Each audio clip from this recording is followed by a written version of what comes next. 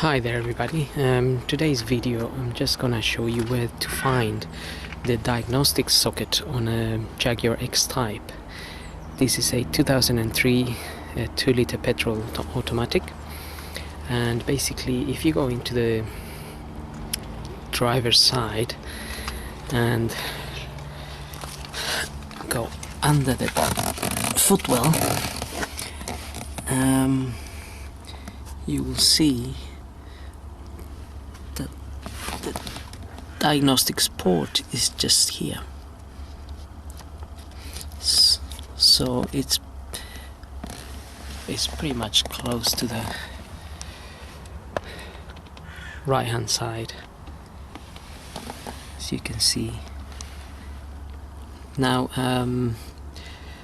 the panel is missing on this car, so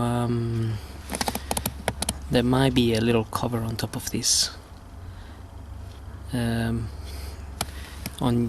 other vehicles, so but that's where it is basically. Anyway, hope this video helps.